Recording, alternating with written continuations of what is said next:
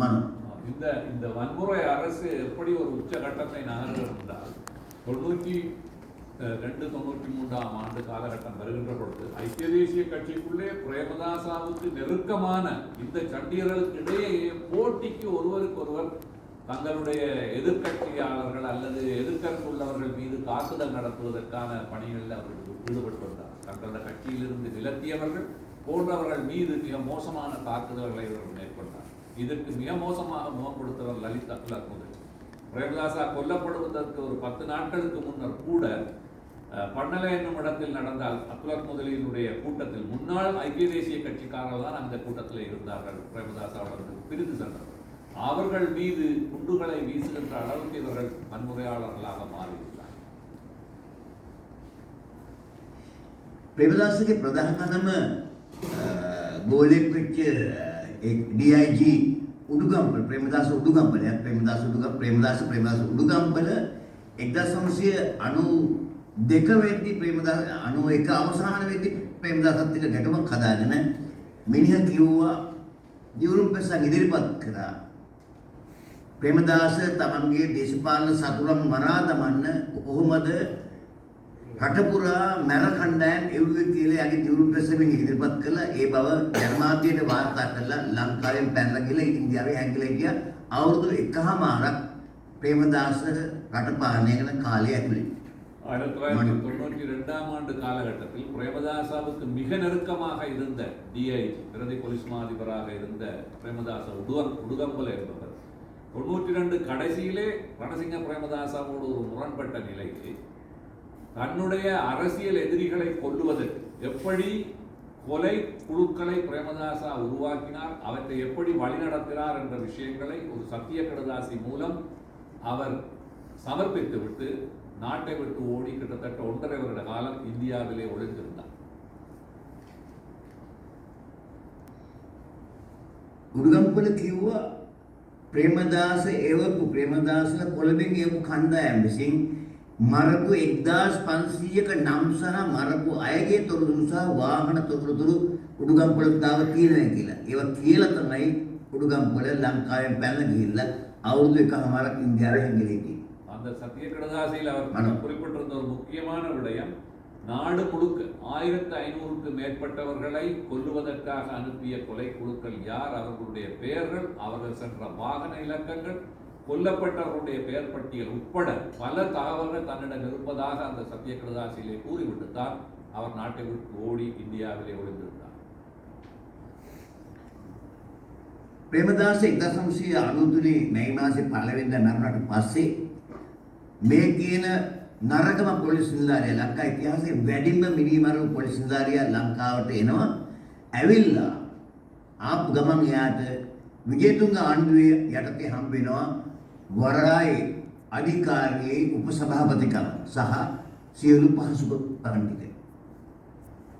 பிரேமதாச இறந்து அடுத்த வருடத்திலேயே அவர் மீண்டும் இலங்கைக்கு வருகிறார். இலங்கையிலே மிக அதிகப்படியான கொலைகளை செய்த உயர் போலீஸ் அதிகாரியான அவருக்கு விஜயதுங்கனுடைய ஆட்சியின் கீழ் துறைமுக அதிகார சபையில் பிரதி தலைவர் பதவி கொடுக்கப்பட்டு சகல வசதிகளும் அவருக்கு வழங்கப்படுகின்றன. මේ උඩුගම්පලම තමයි 1994 චන්ද්‍රිකා අගමැති වුණාට පස්සේ චන්ද්‍රිකාගේ ආරක්ෂාව බාර ගන්න එතන සිට නිහාල් කරුණාරත්න කියන උඩුගම්පලගේ ගෝලයා තමයි චන්ද්‍රිකාගේ ප්‍රධාන ආරක්ෂකයා බවට පත් වෙන්නේ. அதன் பின்பு 94ஆம் ஆண்டு சந்திரிகா அதிகாரத்துக்கு வந்து அவர் பிரதம மந்திரியாக பதவியேற்ற பொழுது இதே உடுங்கம்பலையினுடைய உதவியாளராக இருந்த நிகழ் கருணாரத்ன என்ற ஒரு சிரேஷ்ட போலீஸ் அதிகாரி தான் சந்திரிகாவினுடைய பாதுகாப்புக்கு பொறுப்பாக அமர்த்தப்படுகிறார். එතකොට ඒ නිහාල් කරුණාරත්න තමයි බැද්දගානේ සංජීව කියන ප්‍රසිද්ධ අපරාධකාරයා අර රිසර්ව් පොලිසිය හරහා බදවගෙන චන්ද්‍රිකාගේ සිකියුරිටි ගන්නේ. මේ විදිහට තමයි මේ පාතාලයේ නැත්නම් පාර රාජ්‍යයේ පාලනය ප්‍රේමදාසගෙන් විජේතුංග හරහා චන්ද්‍රිකාට පාස් වෙන්නේ. அதன் பிறகு அதே நிமல் கருணாரத்ன என்ற உயர் அதிகாரி பெத்தகான சஞ்சீவ என்கின்ற பாதாள உலக கோஷ்டியைச் சேர்ந்தவர்களை இதே ரிசர்வ் போலீஸ் அமைப்பு கூடாக போலீஸ் அதிகாரியாக உள்வாங்கி சந்திரிகாவினுடைய பாதுகாப்பு அதிகாரிகள் ஒருவராக அவரை அமர்த்துகிறார். இதை ஏன் நான் சொல்லுகிறேன் என்றால், எப்படி இந்த குற்றவியல் அரச யந்திரம் என்பது பிரேமதாசாவிலிருந்து விஜயதுங்கருக்கு அடுத்து சந்திரிகா வரை தொடர்ந்து வருகிறது என்பதை சொல்லுவதற்காக. චන්ද්‍රිකාගේ කාලෙදී විශේෂයෙන්ම කුමාර් පොන්නම් ඝාතනයේට එතකොට රෝහණ කුමාරවගේ ජනමාධ්‍යකාරව මරන්න, ඊළඟට ලසන්ත වික්‍රමතුංග මරන්න, ගෙදරට වෙඩි තියන්න, ගහන්න මේ සියලුම කටයුතු වලට පාවිච්චි කරේ නිහාල් කරුණාරත්න හරහා යොදාගත්තු පාතාලයේ මැරියෝ තමයි චන්ද්‍රිකා යටතේ ක්‍රියාත්මක වුණේ. சந்திரிகாவினுடைய ஆட்சி காலத்தில் குமார் பொன்னம்பலத்தினுடைய கொலை மற்றும் ஊடகவியலாளர்கள் மற்றும் லசந்த விக்ரமதுங்க போன்ற பத்திரிகையாளருடைய வீடு மீது தாக்குதல், அவருக்கு உடல் ரீதியான தாக்குதல் மேற்கொள்வதற்காக பயன்படுத்தப்பட்டவர்கள் யார் என்றால், இந்த நிகால் கருணாரத்ன என்கின்ற உயர் போலீஸ் அதிகாரியினால் உருவாக்கப்பட்ட பெத்தகான சஞ்சீவ போன்ற பாதாள குழுக்களைச் சேர்ந்தவர்கள் தான் சந்திரிகாவினாலும் இந்த வன்முறை அரசியலை செய்வதற்கு பயன்படுத்தப்பட்டார். චන්ද්‍රිකාගේ පාලනය අවසාන වෙලා මහින්ද එනකොට මහින්දට වෙනම පාතාලයක් තිබුණා දකුණු පළාතේ. එයාගේ පුතුන්ට සහ පවුලයට ආරක්ෂාව දෙන ආමි ජිනේ මේ වගේ විවිධ නම් වලින් ඉන්න හමුදාවෙන් පැනලා ගිහපු එහෙම නැත්නම් හමුදාවේ සේවයෙන් විශ්‍රාම ගත්ත පාතාලයට සම්බන්ධ මැරියෝ තමයි එතෙන් පටන් රාජපක්ෂ මහින්ද රාජපක්ෂ වෙනුවෙන් රට පාලනය කරන්න පටන් ගත්තේ අප්‍රසිද්ධිය මනෝ. அடுத்ததாக சந்திரிகாவுக்கு பின்னர் மஹிந்தா பதவிக்கு வருகின்ற பொழுது மஹிந்தாவுக்கென்று அவருக்கான விசுவாசமான ஒரு பாதாள உலக கோஷ்டி தென்னிலங்கையிலே இயங்கியது. அதிலே குறிப்பாக அந்த உள்ளூர் சண்டியர்களும் இராணுவத்திலிருந்து பதவியிலிருந்து விட்டுட்டு ஓடியவர்கள் அல்லது இராணுவத்திலிருந்து பதவி ஓய்வு பெற்றவர்கள் என அவர்களும் கூட்டாக மஹிந்த ராஜபக்ச குடும்பத்தினருக்கும் அவருடைய மனைவி பிள்ளைகளுக்கு பாதுகாப்பு வழங்குகின்ற ஒரு அமைப்பாக அது உருவாக்கப்பட்டிருந்தது. அதுதான் பின்னர் மஹிந்தவினுடைய அதிகாரத்துக்கு ஊடாக இலங்கையினுடைய அரசியலில் மிகவும் தாக்கம் செலுத்திய பாதாள உலக கோஷ்டியாகும். මේ යුද්ධය ඇතුලේ වෙච්ච ප්‍රධාන දෙයක් තමයි හමුදාවෙන් පැනලා ගියපු හමුදාවේ අවුරුදු 12ක් සේවය කරලා පිට වෙච්ච අය තමයි ආයුධ පුහුණුව තියෙන මේ අය තමයි දේශපාලඥයන්ට නිල නොවන ආරක්ෂකයන් හැටියට පත් වුණේ. උන්ට ආයුධ පුහුණුව තිබුණා. ඊළඟට උන් හමුදාවෙන් පැනලා ඇවිල්ලා නම් ඇමතිවරුන්ගේ අගමැතිවරුන්ගේ මන්ත්‍රීවරුන්ගේ ගෙවල් වලට පැනලා හමුදාවෙන් පැනලා පොය අත්අඩංගුවට ගන්න හයියක් ලංකාවේ යුද හමුදා පොලිසියට තිබුණේ නැහැ.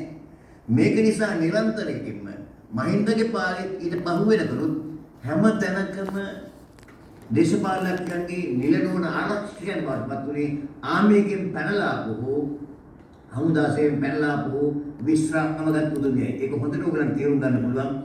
පහුගිය කාලේ අහුවෙච්ච අපරාධකාරයන්ගේ වැඩි දෙනෙක් හිටපු හමුදා සොල්දාදුවන් බව තහවුරු වෙලා තියෙනවා. இந்த யுத்தத்தில் நடந்த இன்னொரு முக்கியமான விடயம்தான் இது. இராணுவத்தில் 10-12 வருடம் சேவையாற்றி அதிலிருந்து ஓய்வு பெற்றோர் அல்லது இராணுவத்தை விட்டு விலத்தி ஓடியவர்கள் தான் நீண்ட காலமாக மஹிந்த ஆட்சியின் கீழே இந்த அரசியல்வாதிகளுடைய உத்தியோகபூர்வமற்ற பாதுகாவலர்களாக இருந்தார். அவர்களுக்கு இராணுவ பயிற்சிகள் இருந்தன, ஆயுதங்களை சரளமாக பாவிக்கக்கூடிய திறன் இருந்தது. மற்றும் சட்டவிரோதமாக இராணுவத்திற்கு ஓடி வந்தவர்கள் அப்படினாலே பாராளுமன்ற உறுப்பினர்கள் அமைச்சர்களுடைய வீடுகளில் இவர்கள் பாதுகாப்பு கடமையில் இருக்கும் பொழுது இவர்களை போய் கைது செய்வதற்கு இலங்கையினுடைய இராணுவ போலீசாருக்கு அதிகாரமோ துணிவோ இருக்கவில்லை. இவர்கள் தான் பின்னர் தொடர்ச்சியாக இந்த வன்முறை கலாச்சாரத்தில் ஈடுபட்டவர்கள். அது ருசுவாகின்றது அல்லது நிரூபிக்கப்பட்டிருக்கிறது. மிக அண்மை காலத்தில் கைது செய்யப்பட்ட பல பாதாள உலக கோஷ்டியில் பெரும்பாலானோர் இந்த முன்னாள் இராணுவத்தில் இருந்து விட்டு ஓடியவர்கள் அல்லது இராணுவத்தில் பணியாற்றியவர்கள் என்பது நிரூபிக்கப்பட்டுள்ளது.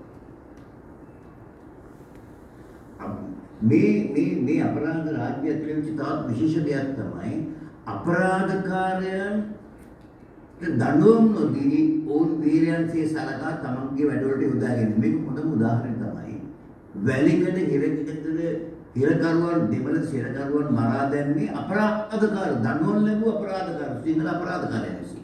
දඬුවම් ලැබුව සිංහල අපරාධකාරයන්. මේ කිසි